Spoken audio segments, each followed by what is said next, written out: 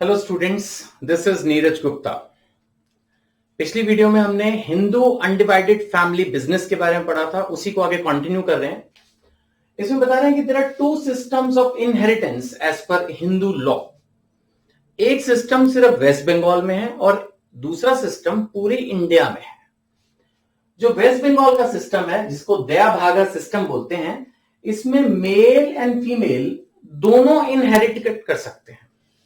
दोबारा बोलता हूं, वेस्ट बंगाल का जो सिस्टम है, जिसको दया भागा सिस्टम बोलते हैं, इसमें जो फादर की प्रॉपर्टी है उसमें मेल एंड फीमेल यानी बेटा एंड बेटी दोनों को इक्वल राइट्स हैं, they can inherit the property. एक दूसरा सिस्टम है जो कि पूरी इंडिया में है, दिस इज मितक्षरा, पता नहीं ऐसी कुछ प्रोनाउंसिएशन होना चाहिए, मितक्षरा सिस्टम। इस सिस्टम के हिसाब से सिर्फ मेल मेंबर ही फादर की प्रॉपर्टी को इनहेरिट करते हैं। अब देखो, फ्रैंकली मैं संदीप गर्ग की बुक को यूज करके मेनली जो है आप लोगों को ये वीडियोस बना रहा हूं, इसी की सीक्वेंस यूज कर रहा हूं। तो जैसा आपकी बुक में लिखा मैं पढ़ा रहा हूं, लेकिन अगर आप गूगल करेंगे तो इसमें शायद आपको कुछ लेटेस्ट वेरिएशंस भी मिल सकते हैं। बट जैसा मेरे को लगता है 99% ये चीजें एग्जाम में पूछने की नहीं है, इररिलेवेंट है फ्रैंकली, सिर्फ बुक में दी है इसलिए आपको बता दिया। तो दया भागा सिस्टम सिर्फ वेस्ट बंगाल में है, मेल फीमेल बेटा बेटी दोनों प्रॉपर्टी इनहेरिट करते हैं, यानी कि उनको अपने फादर की प्रॉपर्टी मिल सकती है after the demise, death of the father.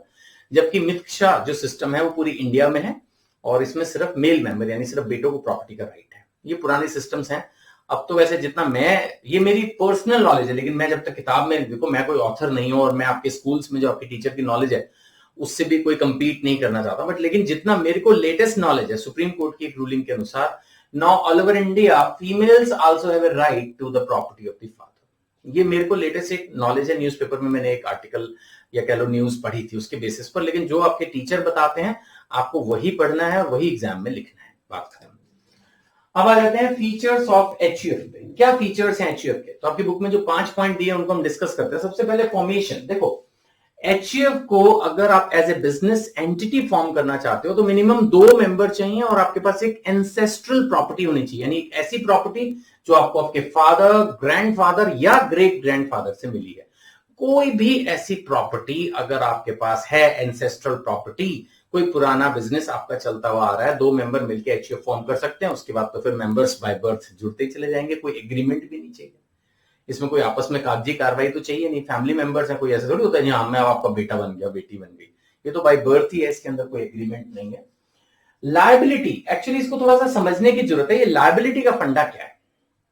देखिए, मैंने आपको सोल प्रोप्राइटरशिप पढ़ाया था, उस वक्त बार बार ये बात हो रही थी कि बिजनेसमैन और बिजनेस एक ही है, यानी कि अगर कल को बिजनेस में लॉस हुआ तो बिजनेसमैन अपने घर के बर्तन बेचकर भी पैसे देगा। That was the point. तो क्या एचयूएफ में भी ऐसे ही होता है? The answer is yes for कर्ता, जो senior most male member of the family है, जो मैंने पिछली वीडियो में बताया था, जो कर्ता, जो कि सारे बिजनेस को मैनेज करता है, कर्ता धर्ता, उसकी लायबिलिटी अनलिमिटेड है, यानी उसकी अगर कोई पर्सनल प्रॉपर्टीज हैं तो उसको भी लायबल किया जा सकता है किसी भी लॉस के लिए जो एचयूएफ में हुआ। लेकिन जो बाकी के मेंबर्स हैं उनका बस जितना एचयूएफ की प्रॉपर्टी में उनका हिस्सा बनता है बस वहीं तक, यानी कि अगर ऐसा बहुत तगड़ा लॉस हो जाए और एचयूएफ की सारी प्रॉपर्टीज खत्म हो जाए तो को पार्टनर्स लायबल नहीं है, हाँ कर्ता लायबल है।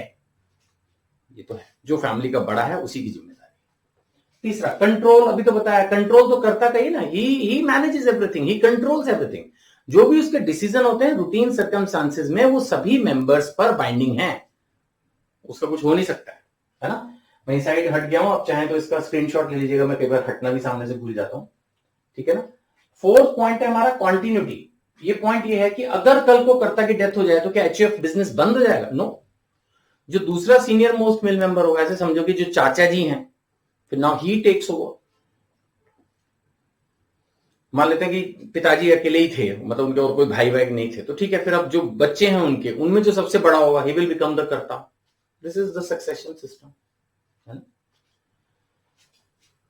देन माइनर मेंबर्स, ये भी एक पॉइंट आता है कि क्या माइनर भी मेंबर्स माने जाएंगे? देखिए, इसका जहां तक सवाल है वो ये कि इसमें बर्थ से मेंबरशिप है, तो फिर जब अगर बर्थ से मेंबरशिप आ रही है तो इसका मतलब जैसे ही माइनर, किसी भी बच्चे का घर में जन्म होता तो वो माइनर है ना। माइनर का मतलब वो व्यक्ति जो 18, वो ह्यूमन जो 18 साल का भी नहीं हुआ, ही इज माइनर। 18 साल के बाद क्या बन जाता है? Major, adult. लेकिन 18 साल से छोटा कहलाता है माइनर। है ना, मेल फीमेल दोनों के लिए कॉमन टर्म यूज होती है माइनर। तो माइनर अगर है तो वो भी एचयूएफ का मेंबर माना जाएगा, बाय बर्थ उसको मेंबरशिप मिल जाती है। यहाँ एचयूएफ में तो है ही, बाय बर्थ ही मेंबरशिप का सिस्टम है ना।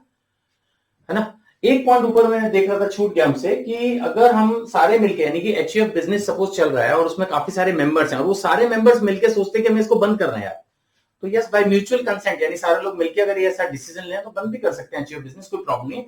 हाँ, डेथ से बंद नहीं होता है किसी की, अगर किसी की डेथ होगी तो दूसरा मेंबर है वो टेक ओवर कर लेगा, he will become the karta and business will continue. ठीक है ना। So I hope it is all clear. फिर भी कोई डाउट हो तो नंबर मोटा मोटा मैंने लिखा हुआ, आप एसएमएस हो सके तो कीजिए, अगर कोई भी डाउट है तो इस नंबर पे आप एसएमएस कर दीजिए, आई विल रिप्लाई। ठीक है, थैंक यू।